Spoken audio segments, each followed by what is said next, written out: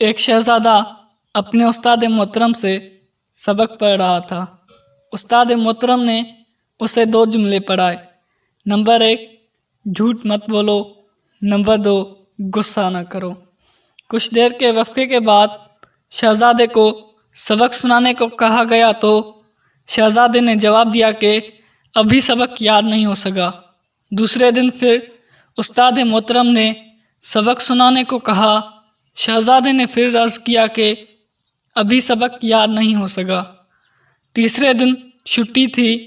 استاد نے کہا کہ کل چھٹی ہے، لہٰذا کل لازمی سبق یاد کر لینا، بعد میں کوئی بہانہ نہیں سنوں گا۔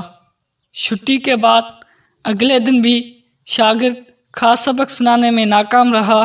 استاد محترم یہ خیال کیے بغیر کہ شاگرد ایک شہزادہ ہیں، پیش میں آ کر ایک تھپڑ رسید کر دیا۔ یہ بھی کوئی بات ہے کہ اتنے دنوں سے 2 جملے یاد نہیں ہو رہے۔ تھپڑ کھا کر ایک دفعہ شہزادہ گمسم ہو گیا، پھر بولا کہ استاد محترم سبق یاد ہو گیا۔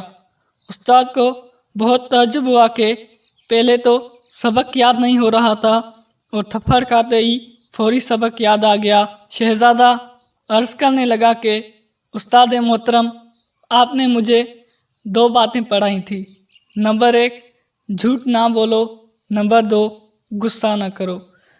جھوٹ بولنے سے تو میں نے اسی دن توبہ کر لی تھی، لیکن غصہ نہ کرو یہ مشکل کام تھا۔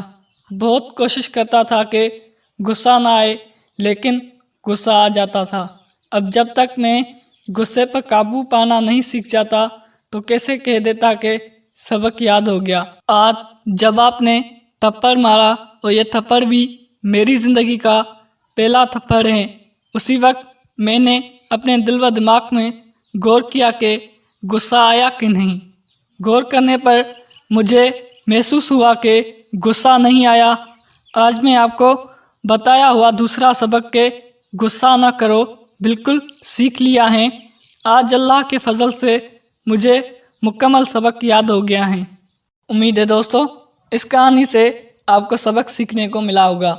نمبر 1 کہ ہمیں کبھی جھوٹ نہیں بولنا چاہیے، نمبر 2 کہ ہمیں غصہ نہیں کرنا چاہیے، کیونکہ جھوٹ بولنا اور غصہ کرنا دونوں گناہ ہیں۔ امید ہے دوستو آپ کو یہ ویڈیو پسند آئی ہوگی۔ اگر ویڈیو پسند آئی ہو تو ویڈیو کو لائک کریں اور ہمارے چینل کو لازمی سبسکرائب کریں۔ زندگی رہی، صحت رہی، ملیں گے اگلی ویڈیو میں، تب تک کے لیے اللہ نگہبان۔